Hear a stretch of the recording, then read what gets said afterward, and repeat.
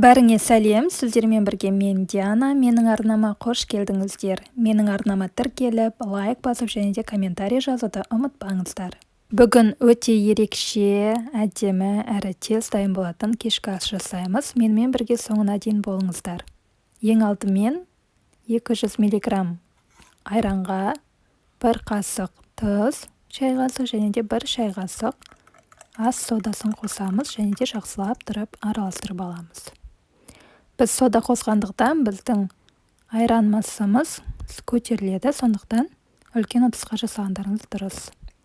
Ал енді електен өткізілген ұнға айранымызды құйып, жақсылап тұрып қамыр илейміз. Қамырымыз сәл бостау, қолға жабыспайтын болуы керек.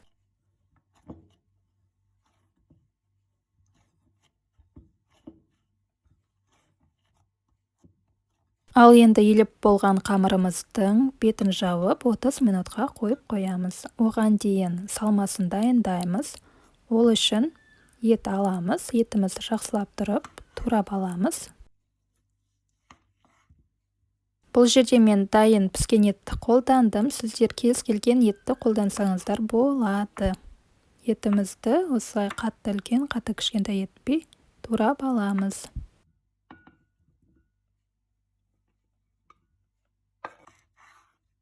Кейін біз көкөністерімізді тураймыз. Мен жуан алдым. Жуаны осылай турап аламыз видеода көрсеткендей. Және де көкөністеріміздің бірі ол сәбіз. Сәбізді мен осындай кескішпен турап алдым. Бұндай кескішпен турап алсаңыздар, біздің көкөністеріміз өте әдемі, ерек болып шығады. Және де картопты да мен осындай кескішпен турап алдым. Көріп тұрғандарыңыздай өте әдемі көрінеді.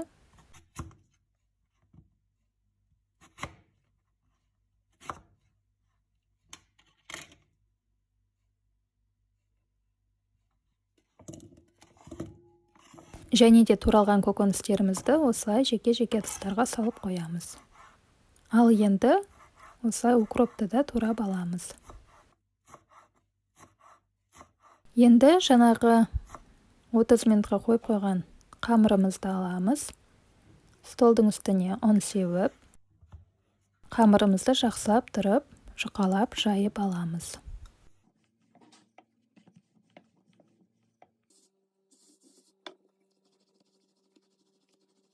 Жұқалап жайылған қамырымыздың сұйықмай құйып, оны осылай кисточкамен жайып шығамыз. Немесе қолмен де жағып шықсаңыздар болады. Және де үстіне жаңағы ұсақтап туралған укроптарымызды салып, оны да қолмен жайып шығамыз. Және де осы қамырымызды видеода көрсеткендей ортасын тесіп, жан-жағына қарай орай бастаймыз. Сонда бізде осындай оралған болып шығады. Және де оны әдемілеп тұрып тураймыз.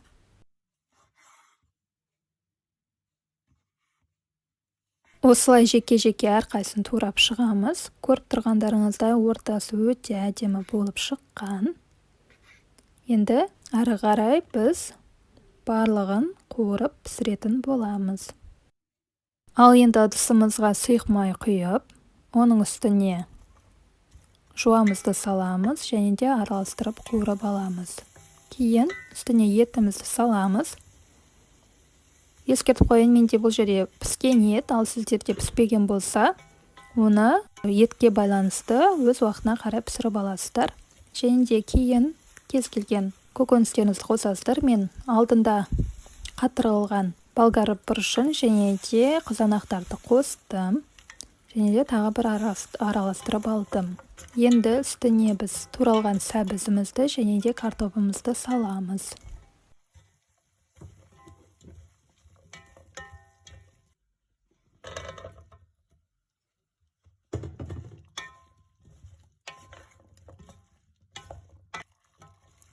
Және де үстіне ыстық қайнаған суымызды сәл асыртып құямыз. Және де дәміне қарай тұзын, бұрышын саламыз. Және де кез келген дәмдеуіштер қоссаңыздар болады. Және де мен лавр жапырағын қостым. Ал енді бетін жауып 10 минуттай бұқтырып аламыз.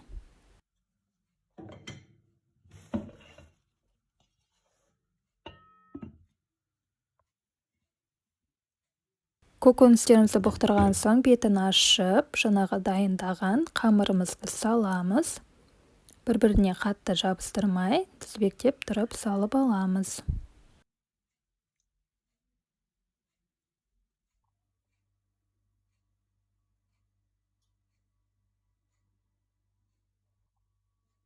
Ал енді бетін жауып, 20-25 минуттай орташа отта бұқтырып аламыз. Сонымен біздің тамағымыз дайын болды. Тарелкемізге әдемілеп тұрып саламыз. Ең бірінші қамырларын осылай видеода көрсеткендей домалатып етіп салып аламыз. Және де үстіне көкөніс пен еттерімізді саламыз. Әдемілік үшін үстіне жаңағы қалған укропты немесе кез келген басқа да көкжуаларды сепсеңіздер болады. Немесе пиязды домалақтап турап, солай да салсаңыздар болады. Өте әдемі және де ерекше көрінеді. Көріп тұрғандарыңыздай тамақ өте жеңіл әрі тез піседі. Үстелдің сәнін келтіретін тағам. Міндетті түрде жасап, өз жақындарыңызды қуантыңыздар. Менімен бірге болыңыздар. Келесі видеоларда кездескенше ас болсын.